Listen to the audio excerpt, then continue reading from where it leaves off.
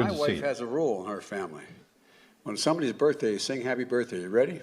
Happy birthday to you. Happy birthday to you. Happy birthday, dear Valen. Happy birthday to you. Well, it's hell turning 30, but you got to put up with it. All right, President Biden there singing happy birthday to Dr. Martin Luther King Jr.'s daughter-in-law, whose birthday happens to be today. Seemed to forget her name. But that's not the same he said during the song. Today we're honoring Dr. King's life and legacy. Yesterday would have been his 94th birthday. Dr. King's children talking to Twitter, sharing their messages. His son Martin III saying, "We must continue to fight for peace, justice, and equity. Happy birthday, Dad." And his daughter Bernice sharing heartfelt photos saying, "My parents on vacation in Jamaica on my father's 94th birthday in full. I'm full of gratitude for them both." Joining us right now to discuss, Director of Membership for Project 21, Donna Jackson, and former Georgia State Representative Vernon Jones. Donna, I'll start with you. I wanted to get your thoughts on the meaning of Martin Luther King Jr.'s holiday and what his legacy is and how we're measuring up to his ideal when he was alive. What are your thoughts? You know, his legacy meant that all people are created equal and that we don't judge people based solely upon a superficial outward appearance. That's the color of our skin. And we should be further along than that. Up until 2 years ago, when this president came into office, we were actually on course for that dream because people were having financial stability, they were having increased opportunities, and minorities were having greater economic freedom than they've ever had before. But with this current administration, we're going backwards. Okay, Vernon, your thoughts here. Well, first of all, when Joe Biden came to Atlanta yesterday, another one of his lies, he said that he was 22 when he started in the movement, the civil rights movement. Then today, I think he mentioned about when he was saying happy birthday, that his daughter was a social worker. She may have been, but she's not now. He's just so full of just falsehoods. But let me say this. I think Dr. King would really be disappointed in a lot of things because what did he talk about? And he was conservative. It was faith, it was family, and it was what? Enforcing the Constitution of the United States.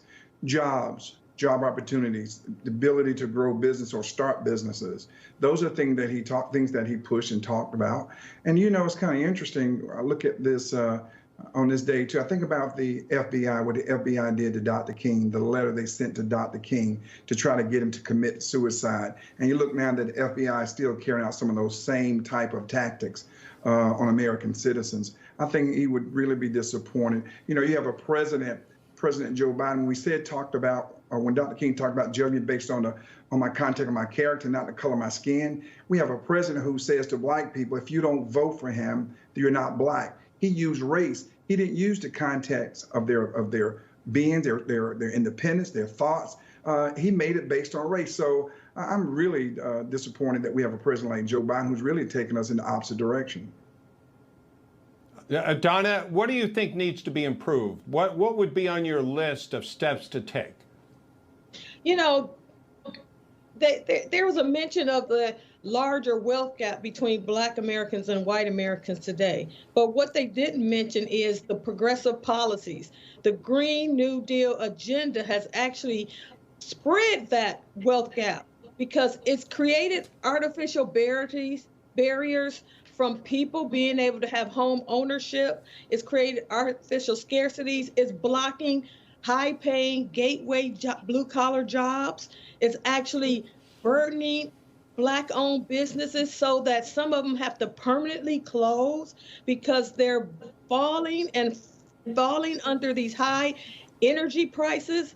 It's really destroying the barriers that were created for Black upward mobility, because now you have climate change policies that are creating the same barriers that Jim Crow laws did back before the 60s.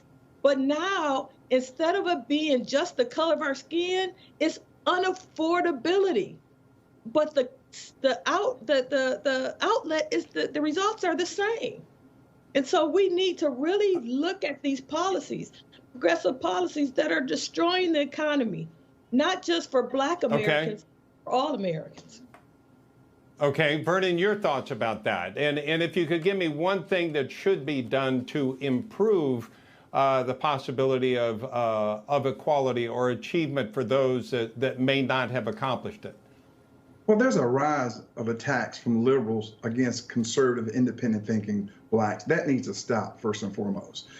Secondly, when you look at how many dollars we're investing in Ukraine and how many dollars we're investing in illegals who are coming across this border every single day, those dollars could be used right here in America, right here on helping businesses get off the ground, all businesses, which all boats will be lifted when you have the right tide that comes in. So when I look economically, that's where the big issue is now.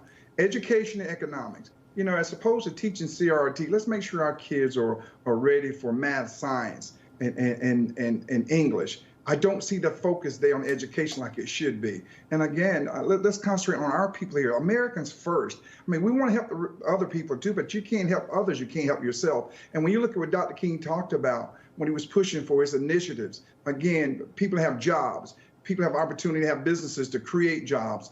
Families getting their children educated. What it costs now to get a college education is crazy. It's almost unaffordable for many. So when I look at the basic foundations, the basic principles, making sure everybody get a chance to get a quality education. That's why school choice is so important.